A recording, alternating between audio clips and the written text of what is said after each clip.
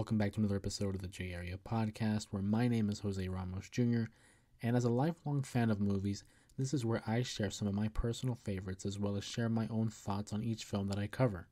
For the very first episode of the podcast, I covered Sam Raimi's Spider-Man film that starred Tobey Maguire, and if you're as big of a fan of Raimi's iteration of the character, or just a fan of Spider-Man in general, I highly insist you check out that episode as I recap the whole film, discuss some of the underlying themes of the movie, as well as share some interesting notes of its near 3-decade-long development. And I had such a good time revisiting a movie that really helped define my childhood and how I kind of gained a perspective on the world. And rewatching it now as an adult, I realize how big of a fan I am of Sam Raimi's, direction and the way he makes a film. You can see a lot of his influence from the Evil Dead franchise make its way into those Spider-Man films, namely in the way that he incorporates humor as well as some elements of horror. And in preparation of this episode, that got me thinking of what else I could cover.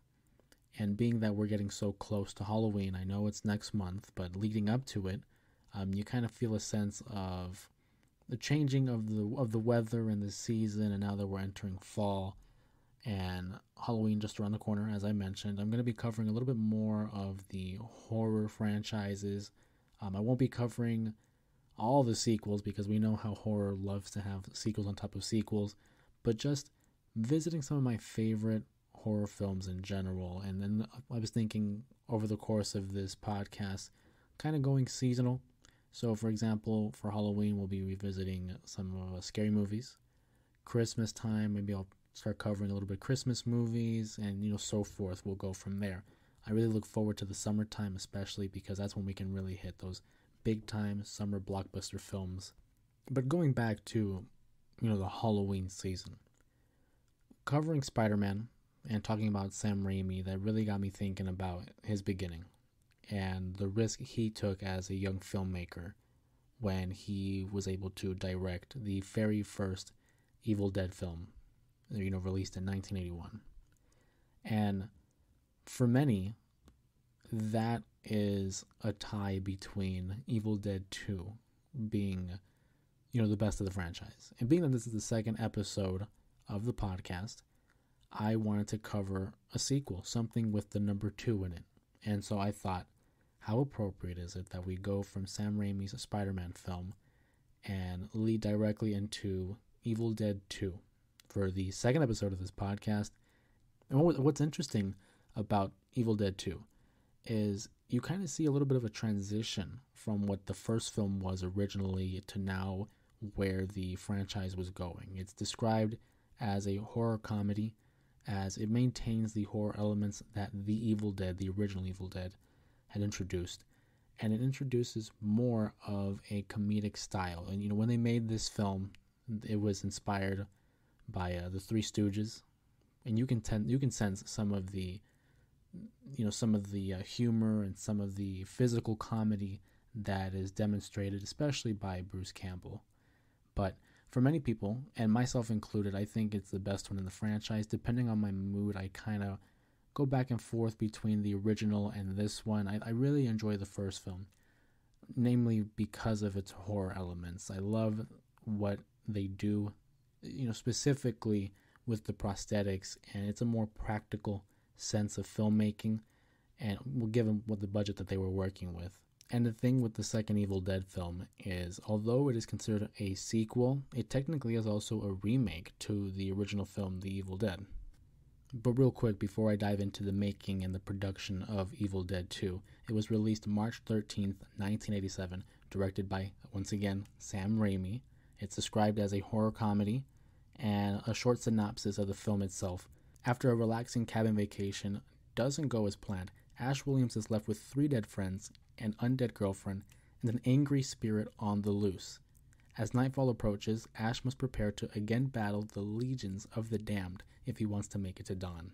The film's cast includes Bruce Campbell, starring as Ash Williams, Sarah Berry as Annie Noby, Dan Hicks as Jake, Cassie Wesley as Bobby Joe, Denise Bixler as Linda, who replaces Betsy Baker as she was pregnant during the production of this film, and small side note, Ted Raimi, younger brother of Sam Raimi, also plays the possessed Henrietta in this film. Some interesting notes in terms of the development of The Evil Dead 2. Stephen King, famous author of books like It, Misery, Pet Sematary, he endorsed the original film, The Evil Dead, 1981, and he urged one of the producers that he worked with for the film Maximum Overdrive, which was Stephen King's debut as a director, and he urged him to provide financial backing for a sequel. And in discussions for the sequel itself, Raimi had originally developed an idea of the film involving time travel and the Middle Ages, which the producer had requested that the film be similar to its predecessor and maintain that horror element in the cabin in the woods that was seen in the first film. And what's also interesting is that concept of the sequel not only became the third film, Army of Darkness, but the concept for that sequel had originally came up during the filming of the very first movie. Now, as I mentioned before, Evil Dead 2 became such a big cult classic and a success for not just horror fans, but for film in general. And it was praised for its humor, its direction led by Sam Raimi, Bruce Campbell's performance, not only as his physical comedy is evident throughout the film, but just the range of emotion that he's able to play. There are some scenes where he's going through all type of emotion, whether it's happiness, sadness, crazed, psychotic behaviors throughout the film, which we'll dive into. And like I said, many consider it to be better than the first film, and one of the greatest horror films to actually ever be made. I know mentioned earlier that the Three Stooges were among the film's many inspirations, as you can see in its humor elements. One joke that I thought was very funny, and it's like a blink and you miss it, but if you pay attention, in the scene where Ash Williams is fighting his right hand, his possessed right hand, he has to, cut it off and dismember it, and he hides it underneath a bucket, and he puts books on top of the bucket in order to prevent it from escaping. And one of the books on the very top is Ernest Hemingway's A Farewell to Arms, obviously a nod to what just happened, that he had to, dismember one of his hands off. And it's just little things like that I find so humorous and just really well done and on the nose, and it's on brand for what Sam Raimi delivers in this film.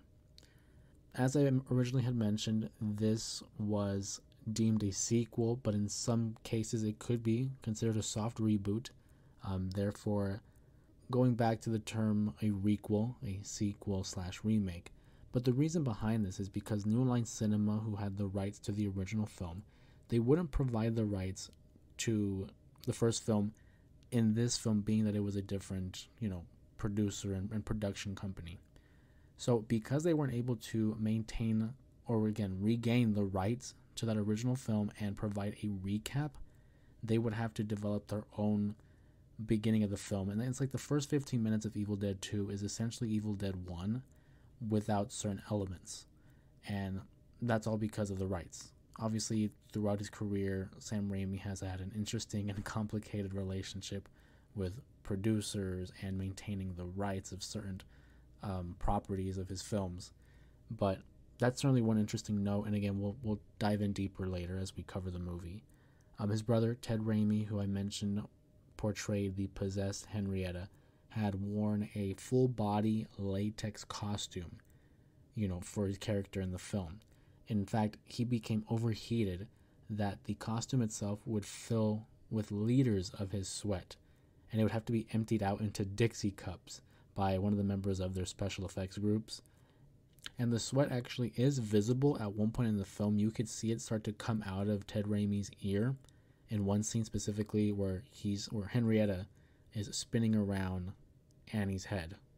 Of course, it wouldn't be an Evil Dead film without a reference to Ash Williams' chainsaw, and the chainsaw that was used for this film was actually a modified real chainsaw that the gasoline engine was replaced, and a small 12-volt electric motor was put in its place, and they left enough space for Bruce Campbell to insert his hand, obviously, so that it would provide the illusion that it was his actual hand and not some kind of prosthetic, if you will.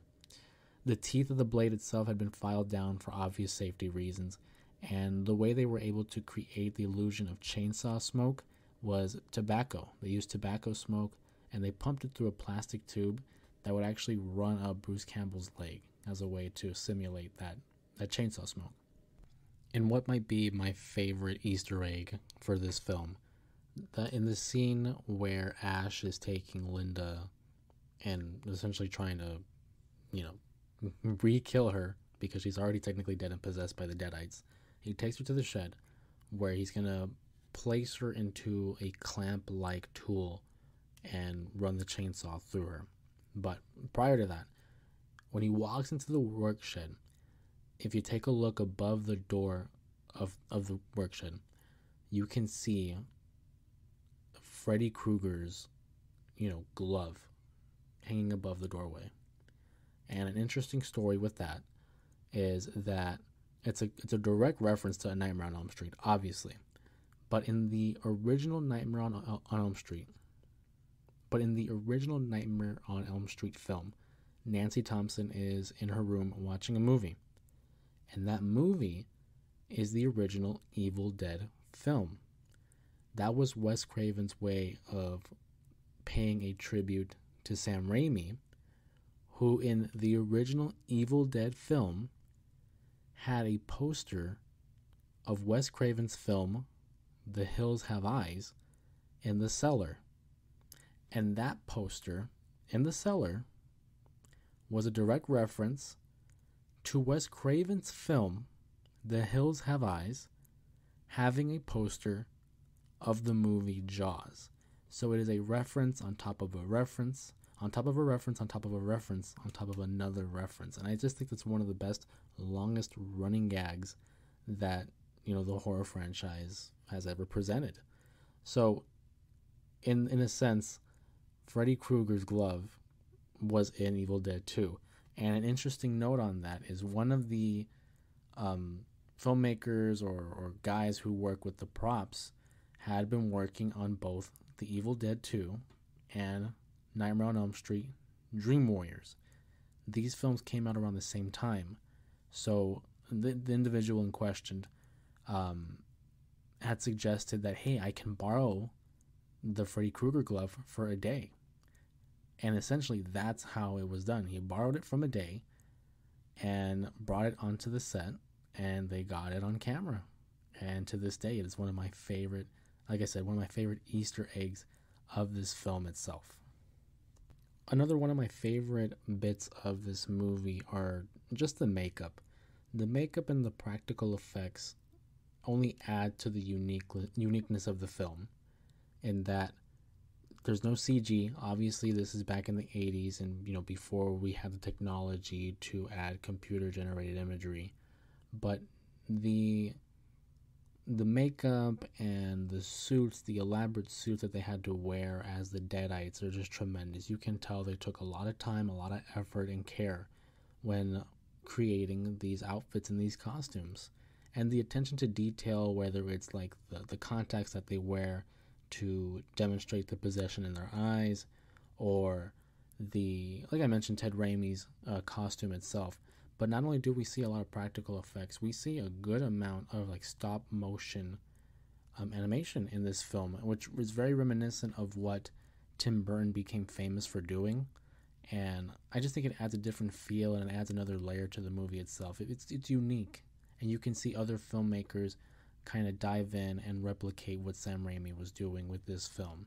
I think the kills itself are very well done and imaginative, because one of my favorite scenes, again, we go back to the work shed scene where Ash is taking Linda, and like I said, he puts her in a clamp and he runs the chainsaw through her head. We as the audience do not see this for two reasons. The first reason is because there was an issue with the rating. Sam Raimi knew that if we show a chainsaw being run through a woman's head, we are for sure going to be either getting an unrated version of this film, or it's going to be rated NC-17, and he was trying to shoot for that R rating. Nonetheless, they still were unrated due to that kill, but what I find interesting is it's a silhouette, and for those who have seen the movie, you can remember that he's running the chainsaw through, and we see the silhouette of Ash and Linda, and the the audience is left to interpret that in their mind. Sometimes the scariest thing is not what's happening, but it's what we're imagining. And for me, and I think other people can agree with this, but I think the scariest things in these movies are what we imagine, what we don't see. This is exactly why in the movie Jaws, the shark isn't seen for like much of the film. I think I read somewhere that if you look at the actual screen time, it's like 10 minutes. It's best to leave things out as long as you can and prolong that sense of dread and fear.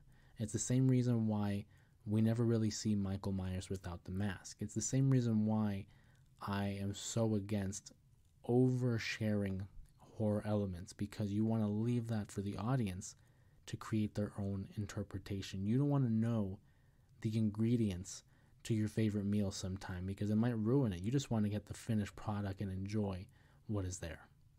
Going back to that scene again, another reason why I love that scene is because there is a moment where the blood sprays out from Linda and it hits a light bulb.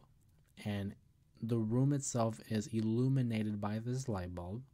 And instead of an orange, yellowish type of tone to the room, it's now covered in blood, changing the room into a bright crimson red.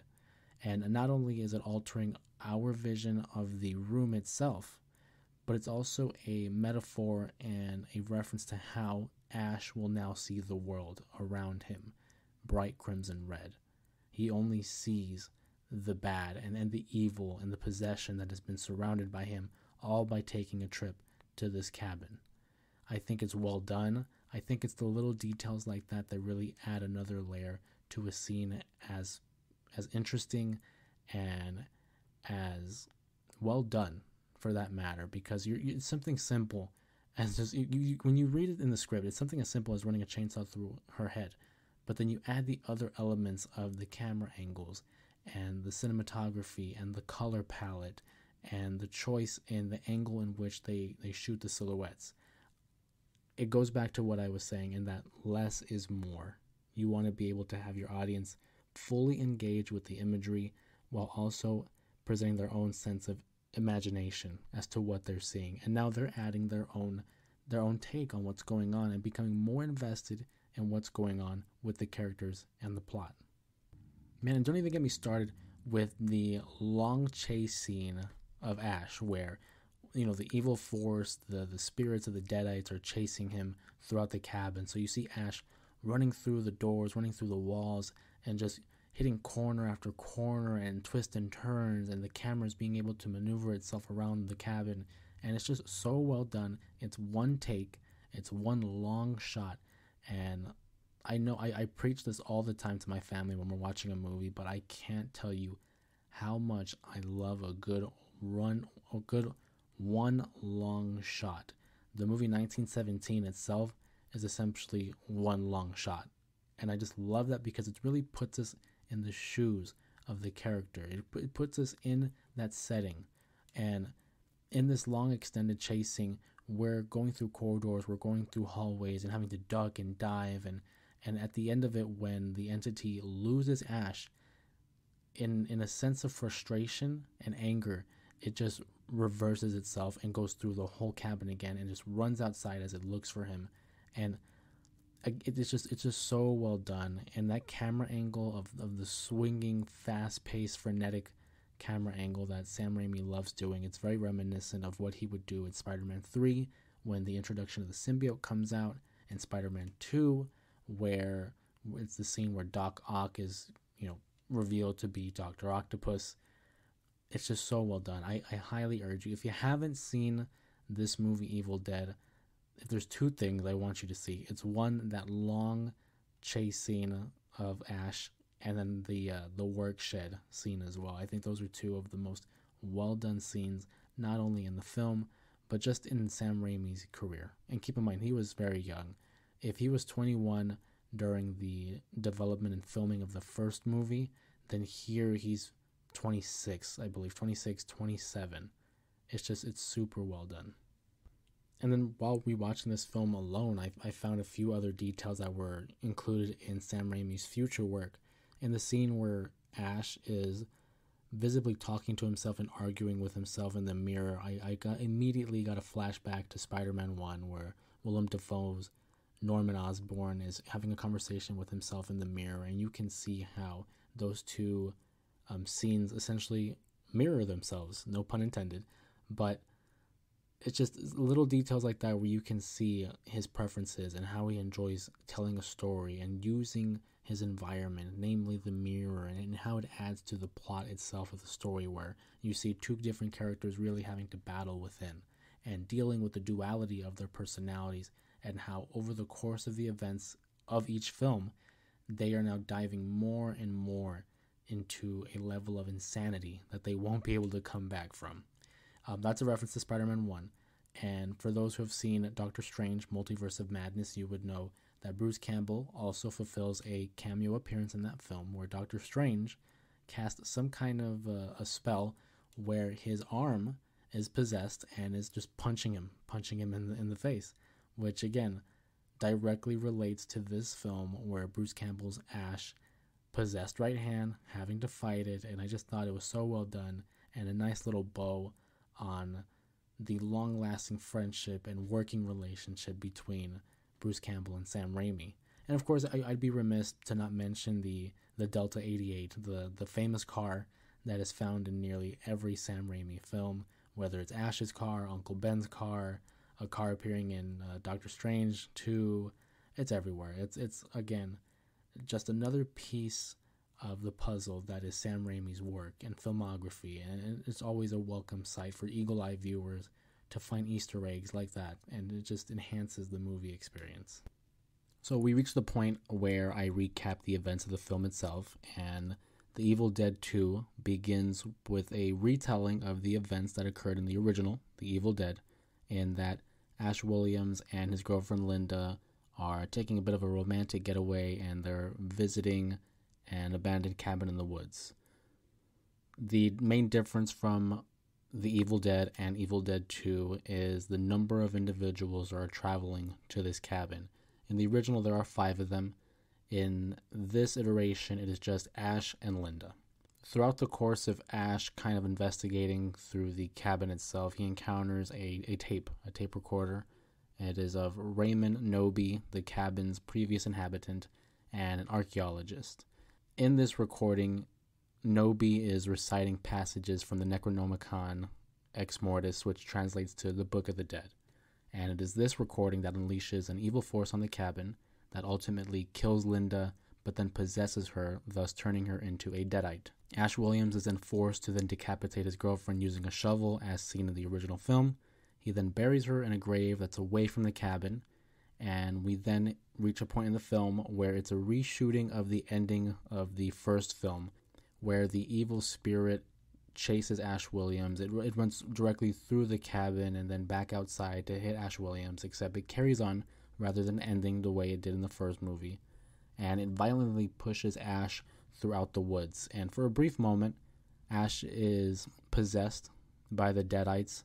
And just the look and the makeup that they do in this film, again, I can't help but really compliment and praise the practical effects and the makeup department that help really highlight the manner in which they're able to change the appearances of the actors. I really love the look of the eyes and the contacts that they place in to demonstrate that it's just the white of the eyes, and then the way they're able to really accentuate the cheekbones, kind of taking away the life of Ash Williams here.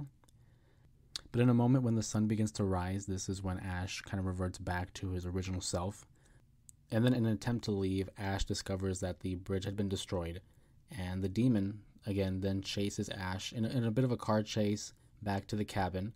Ash is later attacked by Linda, who is revived, and her dismembered head actually takes a bite out of his hand. Linda's headless body then attacks Ash in the work shed, right before he takes the chainsaw to the head of Linda, which I referenced earlier with the blood shot onto the light bulb. Moments later, Ash heads back into the cabin, and there's this scene where he matches up with the mirror, and it kind of introduces the idea of him slowly diving into madness and losing his mind. And he has this scene reminiscent of the Willem Dafoe mirror scene in Spider-Man, which again I previously mentioned. In the process, his hand then becomes possessed by the Deadites, and the physical comedy here done by Bruce Campbell is second to none. He's throwing himself across the floor, doing flips, and breaking through glass and breaking through all the plates and silverware. Again, just the dedication and no hesitation by Bruce Campbell and the physical comedy that he brings to the role, namely in this film. In the process, Ash then severs his right hand using a chainsaw, and there's this sequence of events where he's attempting to shoot the hand with his shotgun, but unfortunately he's not able to shoot the hand, and it eventually escapes. During this time, Annie Noby, who is the daughter of the archaeologist who was in the recording, her and her research partner / romantic partner, Ed, return to America with the missing pages from the Necronomicon.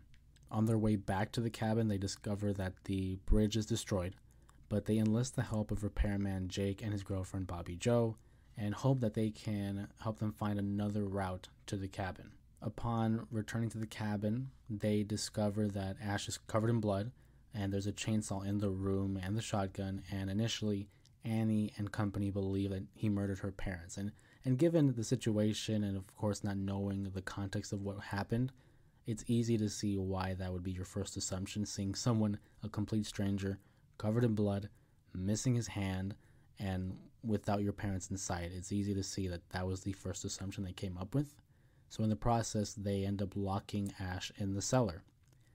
And as they're investigating the cabin and just going through and seeing if they can find the parents or if they can find any information as to what had happened while they were gone, they begin to listen to the rest of the recording left by Annie's father, and they discover that her mother, Henrietta, had been possessed by this same demon.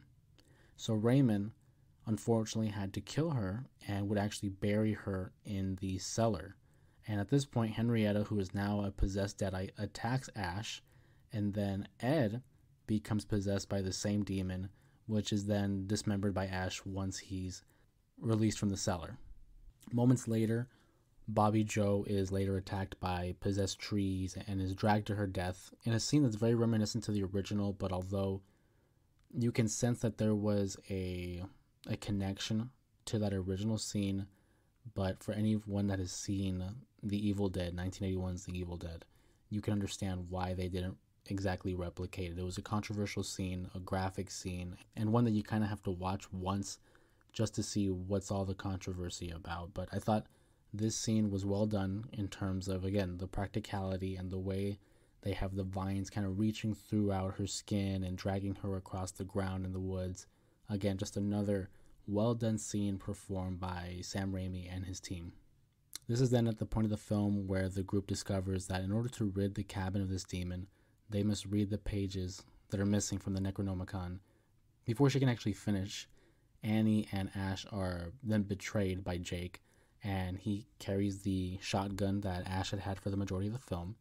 He has them at gunpoint, and he urges them that we need to go outside and search for Bobby Jo. Like, she's been gone for so long. We need to know that if she's okay. We need to know that she's still alive.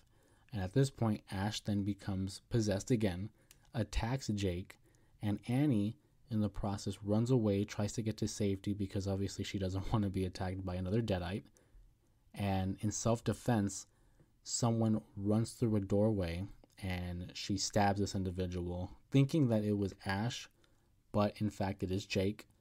And in the process, Henrietta eventually kills Jake. And then just as Ash begins to attack Annie, he then returns to his normal self at the side of the necklace that he gave Linda in the beginning of the movie.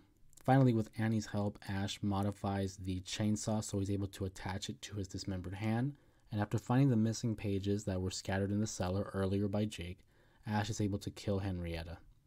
This demon, though, fights back as the trees begin to destroy the cabin, and Annie attempts to finish the incantation, but Ash's severed hand from earlier stabs her in the back with a dagger. But before she dies, Annie finishes the reading, thus opening a temporal vortex that not only draws in the demon, but it also draws in Ash and the Delta 88.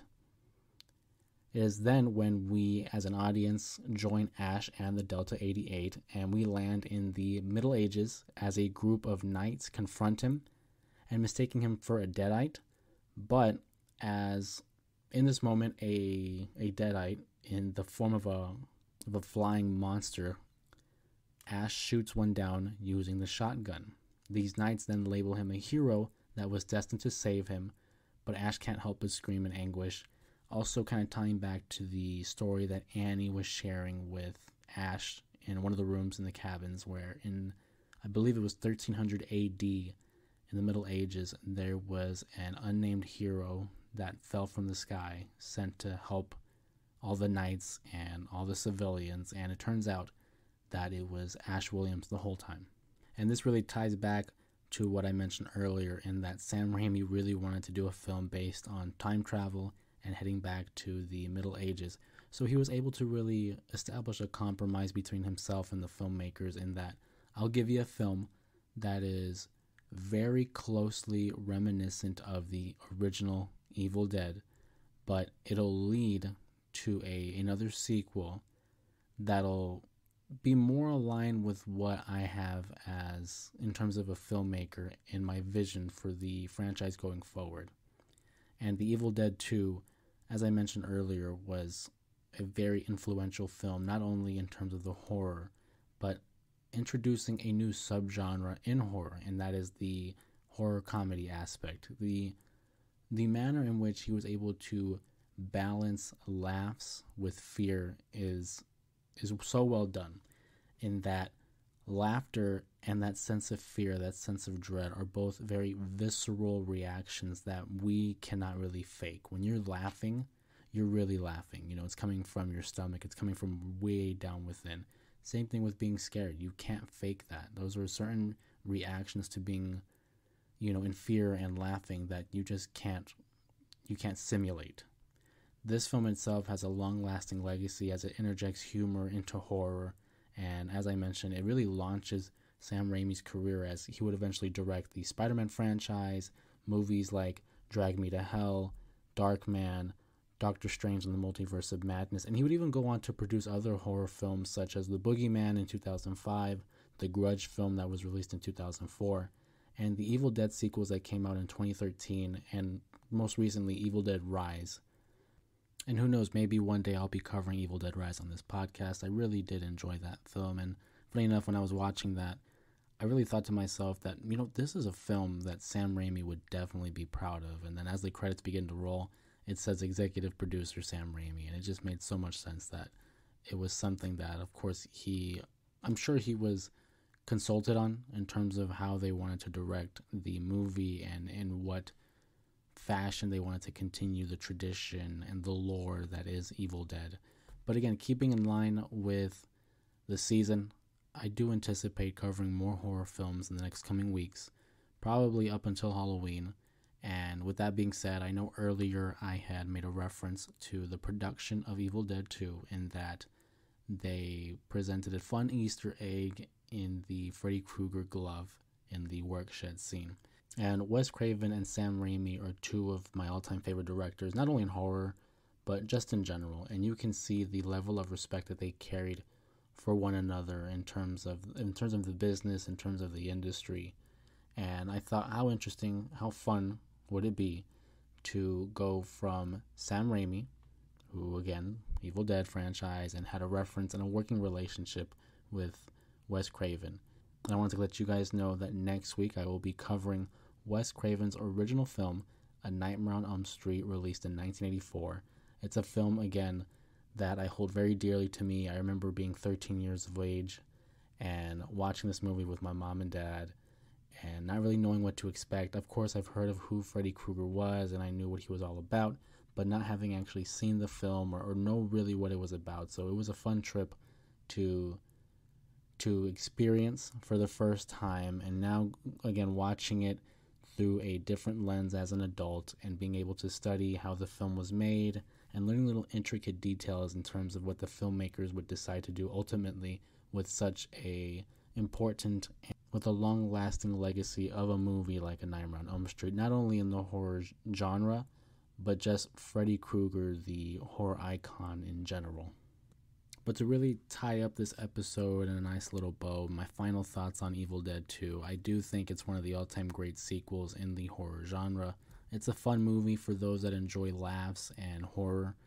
If you're into the practical effects and the whole movie possession discussion, I definitely think it's a movie to watch. If you like Sam Raimi's Spider-Man trilogy, these are definitely movies to check out because this is where it all starts off. This is where you can see a lot of his creative influence and direction. This is where it's really shown in its early stages, and you can see how he borrows it and implements it in his later films. I can remember watching this years ago, the Evil Dead franchise, I will say, with an open mind, because I knew it wasn't going to be like a big blockbuster film with a tons of like a budget from the studio. But I knew Sam Raimi obviously from the Spider-Man trilogy, and seeing his imagination and his creativity, I trusted that he was going to be able to present something different, a different alternative, and something that other people can enjoy. You know, at this point in time, it was 1987 when this movie came out. So people were now being introduced and more accustomed to the slasher films that of Freddy Krueger, Jason Voorhees, Michael Myers. Child's Play had not came out yet, so we were still used to the big bad serial killers.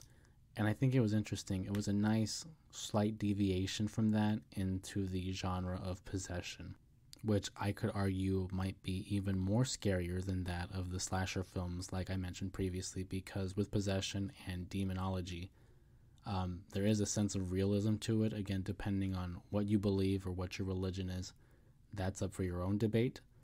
But movies like this and like The Exorcist are definitely topics that I find interesting and also touchy. If you know me well enough, most people would know that of all the horror films, I have not seen The Exorcist. I haven't seen any of The Exorcist, actually, just because I feel like it hits too close to home in terms of like it's a true story and whatnot. I have seen other possession movies like the original Conjuring, but namely that original Exorcist, one of these days I will get to it, especially because of the sequel that's coming out pretty soon. And who knows, again, I might be covering both. I'm open to it. And I'm looking forward to other movies that I'll be covering on this podcast. But ultimately, I do believe that the Evil Dead franchise is one that anybody and everybody should check out at least once. Like I said, it opens a new doorway for audiences to experience a new subgenre, and that is the comedy horror aspect. And I look forward to covering A Nightmare on Elm Street on next week's episode. So with that being said, I want to thank you guys again for joining me on the J Area podcast, covering another famous movie, another favorite movie of mine. And please, if you haven't already, subscribe to the channel on YouTube. Keep downloading the episodes on Spotify. Give it a like, leave a comment. What are you guys' opinions on the movies that I'm covering? And what are some movies that you guys would like to see me cover on the podcast going forward? Once again, thank you so much, and I look forward to seeing you guys next week when we cover A Nightmare on Elm Street 1984.